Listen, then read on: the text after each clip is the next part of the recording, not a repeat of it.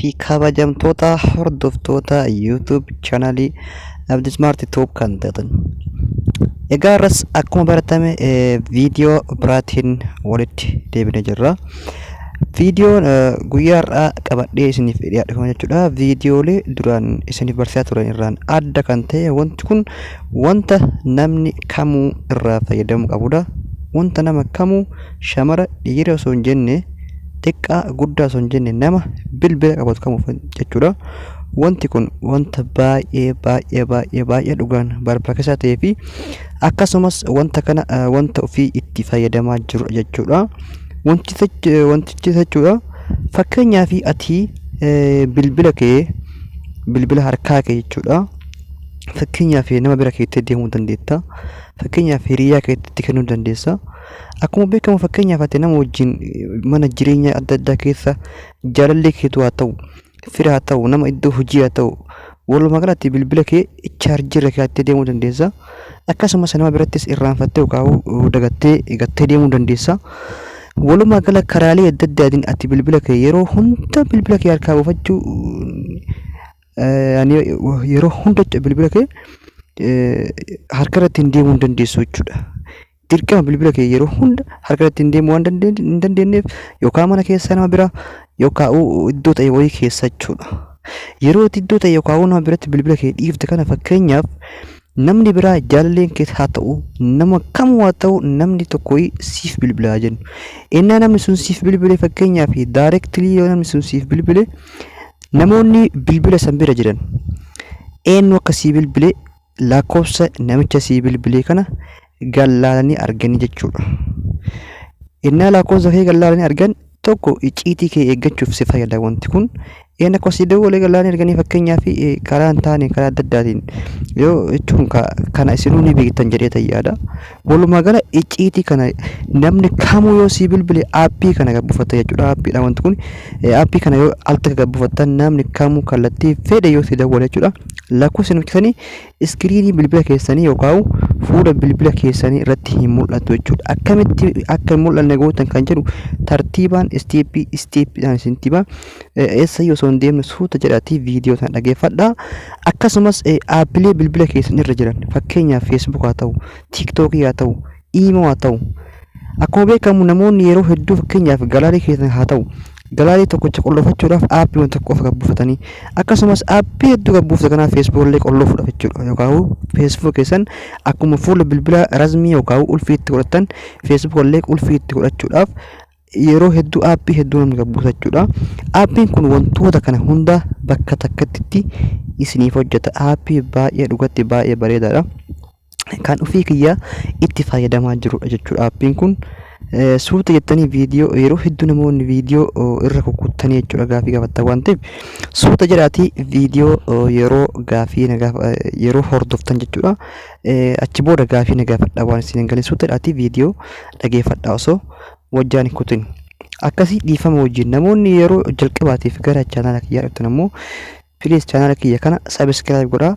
Akkasumas viidiyoo sanallee like godhaa gamanumaan jechuudha. Yennaa subscribe gootan garuu namoonni hedduu subscribe gootan dhiiftanii subscribe gootan sakandii takka wayitiif obsa mallattoo bilbila san tuquudhaan all notification irra kaadhaa isin jedha dhiifama wajjin obbolee wanti qaalii fi gaarii hayyee isin tan dheeressu kalatti maan eegamu viidiyoo qabadheetti isin dabarsa. Jalqaba irratti namni kamuu pilaastoorii ni qaba. Appilikeeshiniin tun garuu orijinaalii fi pilaastoorii irratti argamte jechuudha. Pilaastoorii keessan irra koottaati gala. Erga pilaastoorii irra galtanii catch gram incoming call app lugattanii barreessitan kunoo yoo isiniif galu dhabe jechuudha. Haala kanaan barreessitanii jechuudha. Namoonni barreessuun isin rakkise yoo jiraate liinkii aappii tanaa jechuudha. Daayireektilii kallattii himan jechuudha. Koomantii jalqabaa irra isin kaa'a yuutuubii kiyya jalatti. Koomantii jalqabaa sanarratti dhahixanii jechuudha. Koomantii jalqaba jalaan innaa isin gattuqxan liinkii daayireektilii fidee gama pilaastoorii isin geessaa. Pilaastoorii irraan haala salphaan buufachuu dandeessanii. Kanaa mitoo jettan ammoo haala amma asirra jiru kanaan jechuudha. Pilaastoorii irratti barreessitanii gabbifachuu dandeessanii isin jedha. Okay. Amma kallattii himan amma fakkeenya kan gabbifadhan jira. Open jedhee seenii haala hojii isinitti agarsiisaa jechuudha. Baay'ee tokko hojiin isii salphaadha. Yeroo jalqabaatiif gara keessaatti innaa isin seentan incoming call lookatti kana jechuun bilbila keessan yoo namni haala irraa isinii bilbile hanga furtuun sun banamutti iskiriinii bilbila irratti lakkoofsi namastanis ta'e maqaan isaa wamtuu hin mul'atu jechuudha. Kana gara harka bitaa irraa kara mirgaatti as bantanii yeroo isin kara mirgaatti as bantan seetingii kana bifa kanaan isinii fida. Seetingii iddoo jettu naga cuqaaftanii erga seetingii cuqaaftanii isitan akkaatti ni bantanii ammas seetingii gacuqaaftan jechuudha. Erga haala kanaan seetingii gacuqaaftan jechuudha. Kaach giraam kun jettan jechuudha. Isitan akkanatti bantanii alloo gootan jechuudha. Ergasii duubatti deebitan jechuudha. Walumaa galatti amma isin kun duubatti yoo deebitan namni kamuu yoo isiniif bilbile jechuudha. Aappii kana irratti jechuudha.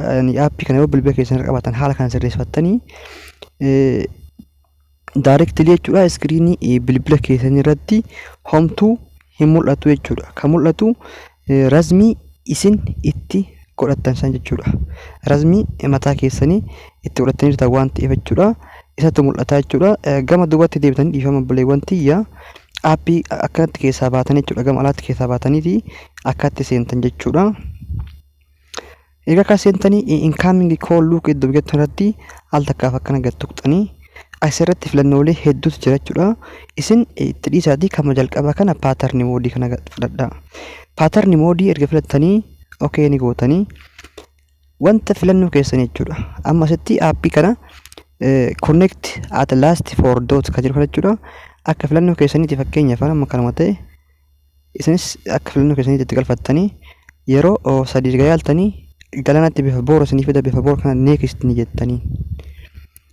Kunoo haaluma amma gartan kanaan dhumateera. Karaa jalaatiin fakkeenyaa fi wanta kana mirkaneeffachuudhaaf answer the test call iddoo tan fakkeenyaaf gad tuqxanii innaa namni isiniif bilbilu kunoo haala kanaan isiniif fida jechuudha. Yoon haala kanaan isiniif fide isin paatarni duraan qollofattanii jirtan waan ta'eef akkanatti kunoo haala kana paatarni reefu saniin banattan jechuudha. Yoo isin paatarni dogongortan kun fakkeenyaaf akkatti ibsa jechuudha. Namni paatarni isin irratti sirreeffatan kanan beeyne dhufee paatarni illee kun fakkeenyaaf paatarni arganne tana hin banamuuf roonki paatarnidhaan akkasii obboleewwan tiyya baay'ee tokko isin fayyada yaada jechuudha. Baay'ee isin fayyada jechuudha. Baay'ee isin fayyada akka irraa fayyadamtan abdiin qaba inshaallah. Kuni kan bilbilaati. Amma kan aappii isin girsa fakkeenyaaf kan aappii gochuudhaaf aappii luuk iddoo jettuna karaa jalaa irraan gad tuqxanii ergasii seetingii kana jennee filattan jechuudha. Erga seetingii filattanii aappicha irratti gad tuqxanii kaach giraam jettee kunoo fakkeenyaaf jalqaba irratti kaach giraamii kana irra gad tuqxanii kana karaa harka bitaa irra gara mirgaatti as deebistanii eegasii okay gootan.